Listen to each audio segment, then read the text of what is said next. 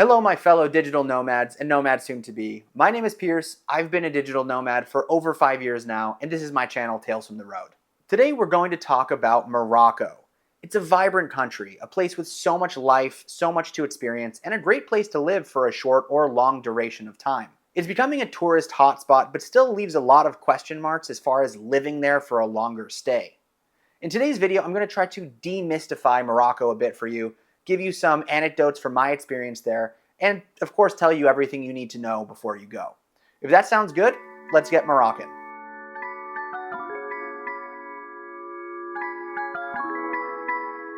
So the first question I'm going to try to answer is, why be a digital nomad in Morocco? I would lay it out in a few different ways, but first I would say that Morocco is incredibly diverse. The amount of different cities you can live in, different vibes, desert, mountains, coastal, beachside, there's just a ton of options for living. It's also a country with so much to discover in case you're a digital nomad who really likes to travel while they're in country. On the other hand, if you're someone who really likes to hunker down and stay in one place, they have cities like Marrakech and Casablanca, which have a lot of modern infrastructure, co-working spaces, and international business communities to network with. Whatever your vibe is, I think Morocco is an excellent place to be a digital nomad. It's different enough to really engage you and give you a beautiful, specific experience when you're in country, but also similar enough with the French and Spanish influence, the amount of Moroccans that actually live abroad and then move back and forth between the country, to give you a place that has modern and comfortable accommodations, mixed with that little bit of that old world vibe. So now let's hop into a little bit more of the practical information. So starting off with visas, Morocco is pretty simple. They haven't rolled out a digital nomad visa as of 2025 when this video is being made. So that means that you can enter the country on your 90-day tourist visa and you can't stay any longer than that. They do have a longer-term residency permit you can apply for, but you need to work for a Moroccan company, so it doesn't really work for most digital nomads. That being said, some people do go on visa runs where you spend your full 90 days, you fly maybe to Spain or take a boat across to Spain, stay there for a day or a couple days for a vacation, and then they come back in the country. A lot of countries around the world are cracking down on visa runs, so if you're in this bucket and you want to stay in Morocco for 90 days, 180 days, 365 days this way, just be aware that you could be stopped on the border and you could be banned from entering Morocco. So it's always risky. So moving on now to the really important questions. What is the cost of living in Morocco? There are definitely some generalities we can make because Morocco is what we consider a budget-friendly country, but depending on which city and market you're in is obviously going to dictate the price, specifically on the accommodation side. If you were looking at cities with established digital nomad communities, you can definitely look in Marrakech, in Essaouira, in Agadir, in Taghazout, which is a special one because it's more of a surf town, so it just people who want to be by the coast, and then in Casablanca and Rabat. The international community of digital workers definitely varies depending on what city you're in. Like Casablanca and Rabat are more of the political and economic capitals of Morocco. So you'll find lots of international workers, people working at embassies within those two cities. Essaouira and Marrakech are more of your typical digital nomad cities. And then Taghazout is more of your beach vibe digital nomad community who really just wants to surf and hang out by the beach, but also has some sort of digital job. So you're probably going to spend between $800 and $1,500 per month on accommodation, food, and everything else you would need. Of course, it really depends on how you live and specifically on what kind of accommodation you find. Speaking of accommodation, probably the lowest that you're going to find on a short-term basis is about $500 per month, going all the way up to $1,500 or $2,000 per month in the really prime places in Casablanca and in Marrakech. When I'm talking prime places, I'm talking either modern apartments with all the modern necessities with high-speed internet, or like a villa, which definitely exists in Marrakech and in the suburbs of Casablanca as well. Personally, I rented 2 different apartments over 2 stays as a digital nomad in Morocco. I rented a medium-sized 2-bedroom apartment in Gueliz, which is sort of the modern new city of Marrakech. That apartment cost me about 1,150 euros per month. It definitely sounds expensive, and I wouldn't say it was the best value apartment I've ever stayed in. The problem with Marrakech, and this is the problem in Morocco in general, is that they just don't have enough quality housing, and you're competing specifically with also Moroccans who live in France and Spain and Belgium and Italy, so there's a lot of like influence in and out of the country, which makes the prices a little bit higher than you would expect. The other apartment I rented was in Tangier, a city all the way in the north of Morocco and just across the Strait of Gibraltar from Spain. For that apartment, which was a 1-bedroom, I spent $750 per month. I do have a small anecdote about renting apartments in Morocco. The first apartment I rented in Tangier, I found on Airbnb. I negotiated with someone. I always negotiate for a lower price than what's on Airbnb, and then I decided to pay cash. The apartment was fine. It was sort of an old school apartment, and it was around $400 US, so it was a really good deal because I was really just starting out on my digital nomad journey.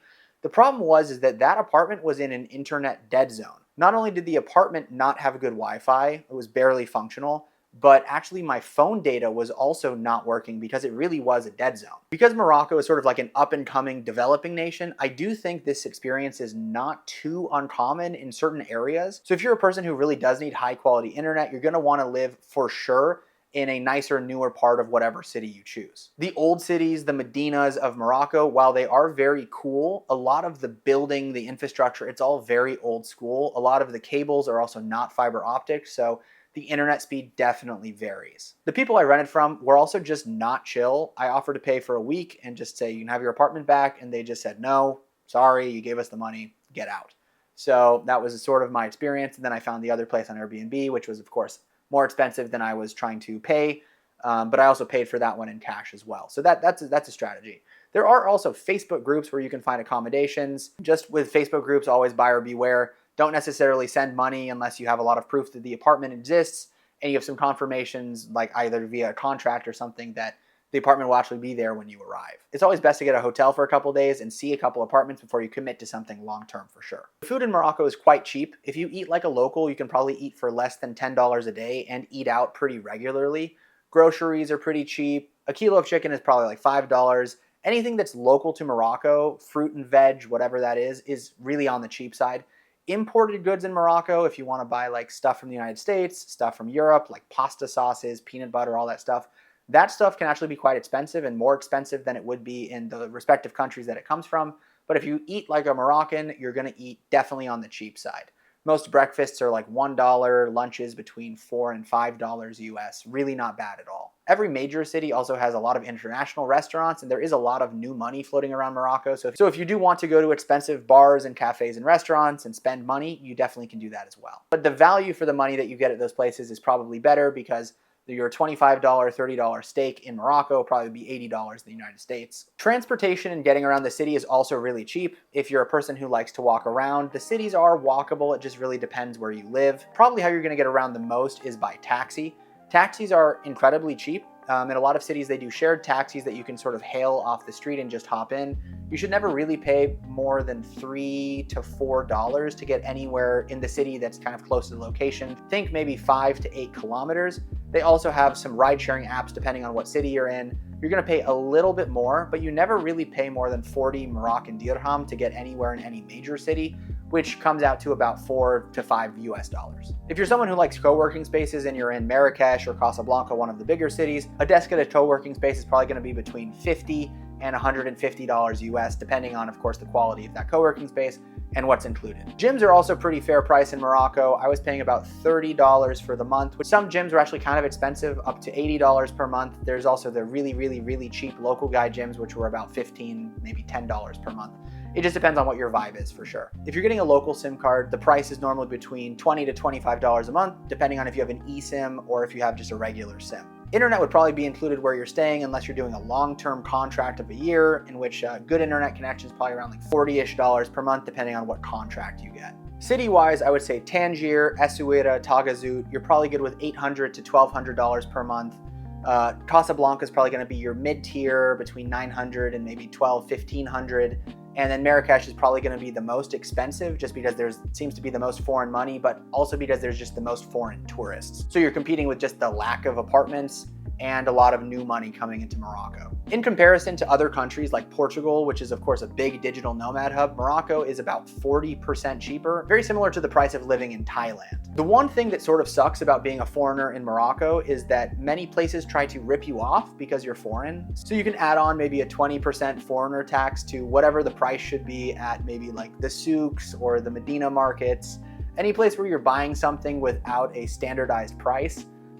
If you have a face like me, you're probably not going to get a legit price unless you speak Darija, which is their Moroccan Arabic, or you can really haggle in French. Okay, so let's move on to internet and connectivity.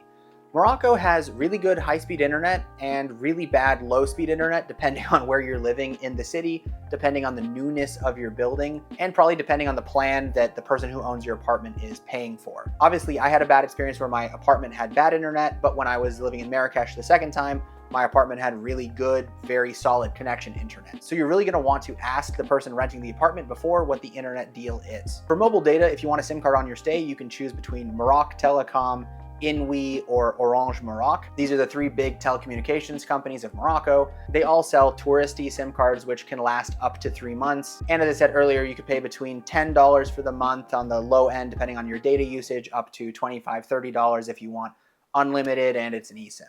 If you just want to buy an eSIM before you go, I'll shout out my partner, Maya Mobile. Maya Mobile is an eSIM provider. You can get your eSIM online through their website and have it ready to go right when you land in Morocco. I'll have an affiliate link in the description below. If you want to work outside of a major city of Morocco, the internet is definitely going to be less reliable. And some parts of Morocco are quite rural, so the internet connection, the 4G, 5G connection isn't that good as well. So if you really need good internet connection, you really should be in a major city in a modern area.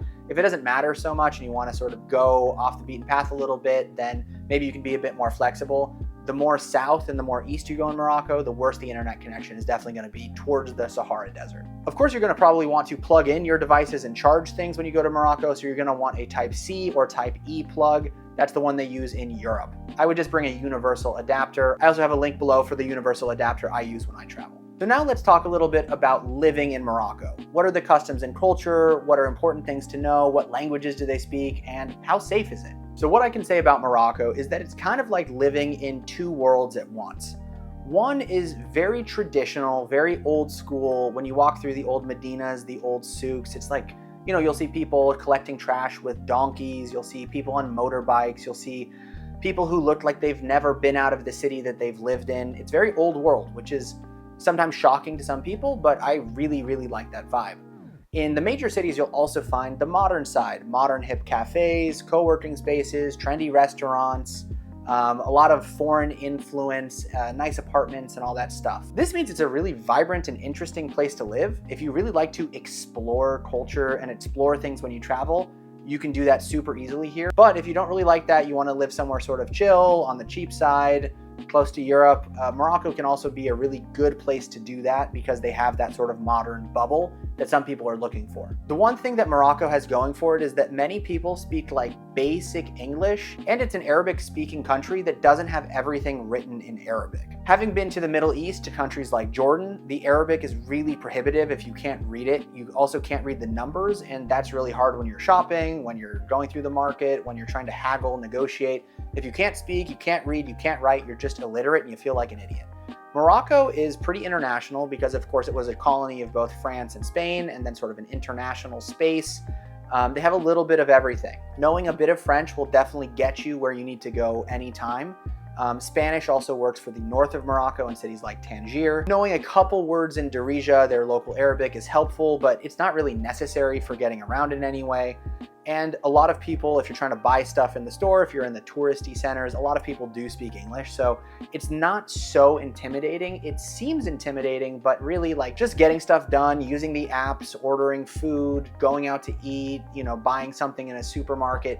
There's so many utilities to help you. There are so many reference points that are similar to most Westerners or to most foreigners that it should be fine regardless. Regarding the customs of the country, there are a couple things that would be helpful to know. Number one, Morocco is a traditional Islamic country in a lot of senses. So if you're living there during Ramadan, the entire country basically shuts down for the whole month. A lot of the cafes, bars, and restaurants are all closed, and it becomes not super fun to live there because everyone's frustrated because they can't eat all day. So if you're looking at spending some time in Morocco as a digital nomad, maybe check what month you're going to make sure that you're not going to be there for Ramadan, because that would be a good chunk of your 90 days if you're planning to stay the full time on a visa. Number two would be that the dynamic in social places is very gender coded. Women in Morocco typically stay in women's spaces or stay at home. Men in Morocco typically occupy the social space within a city, especially dominating places like cafes, bars, and sometimes certain restaurants. There are many cafes you'll see around Morocco where there's 0 women. It'll just be an entire group of 100 men drinking coffee and smoking cigarettes. Some people, specifically solo female travelers, find that very uncomfortable, and some women specifically find that there aren't as many places in the city where they can relax and chill as a man would, and I would definitely agree with that. For me, going into a cafe and sitting with a bunch of guys watching soccer is a little weird, just because they don't expect foreigners to sit in those places, because many tourists really stick to the tourist zones. Many expats, of course, are living in normal areas, and so for me, when I sit down and do that, sometimes you get weird looks. Sometimes people try and talk to you, which is nice because Moroccans are very inquisitive and nice people. But as a solo female traveler, I can see how that would be a bit intimidating. To go with that, when you do travel to places that are a bit more conservative, it's best to observe what other people are doing, or to prepare yourself, because people are dressed a little bit differently, and what they do in public can also be a bit different. Moroccan women in general dress quite modestly, and so if you come to Morocco and you're wearing a crop top and short shorts, a lot of tourists do that, but if you're in a more local area where expats or normal people live, it's probably best to avoid that. Moroccan society is also a weird balance of super conservative and sort of liberal. Many of the younger people have experiences living in Europe or living in the United States or living wherever. So a lot of people do have that mindset, and you'll see younger Moroccan women in shorter dresses. You'll see younger Moroccan men sort of in a more European or more Western fashion. But that's certainly not the majority of people. So what I always say is, when you're in a country and the majority of people are doing a certain thing, it's best to sort of blend in and try not to offend. That's always my practice around what to wear and sort of how to be in a public space. So now on to safety. And what I would say about this is that Morocco, for me, is generally a pretty safe country. I think pickpocketing can definitely happen. Of course, it happens everywhere in the world. I think scams are very common to happen in Morocco. People overcharging you, people giving you the wrong money back because the Moroccan dirham is like color-coded a little bit strangely. People definitely can try and take advantage of you, especially as a foreigner, especially not speaking the language. Some people can intimidate you into paying more. I think that's all totally valid. But I would say walking around, most people are quite nice, quite generous, and aren't very strange. But what I have noticed is that sometimes people hassle foreigners in public, trying to get money out of them. It could be a beggar following you and asking you for money and sort of making you feel uncomfortable.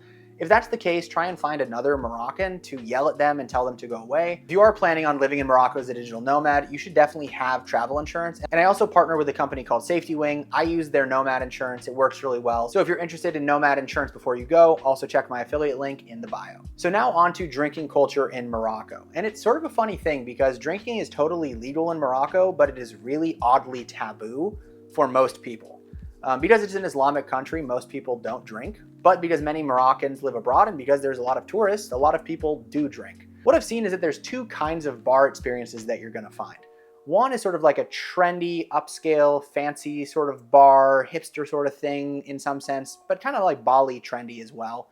They're the ones with the $10 to $15 cocktails, girls in the pretty dresses, guys with the hair slicked back looking cool, for both Moroccans and foreigners. Then on the other hand, you have the Moroccan man bar. This is connected to probably a little bit of prosy action as well, but these are bars that are sort of dark. They have neon lights.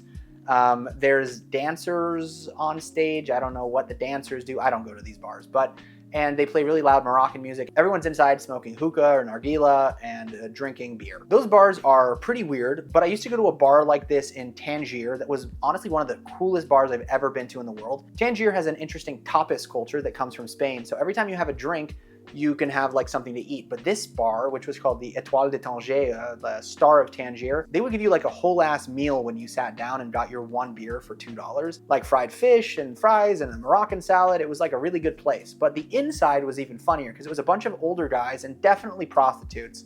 Everyone smoking, and then they had the really traditional sort of Arab style 80s sort of techno music with a lot of lights. It was just such a weird place, but the tapas was great. And it was a great place to chat with a buddy of mine. So we used to like to go there and sit on the balcony. It was very, very strange. So the TLDR on this video is that Morocco is a really cool place to live. It's definitely not going to break the bank. It has good enough internet, and it has a lot of different places you can check out if you want to really like city hop during your 90 days. They've got the seaside, they've got the mountains, they've got the desert, they've got lots of cool things to do on the weekends when you're not working. And it's actually pretty easy to meet people because Moroccans do like to hang out and there's a good social vibe.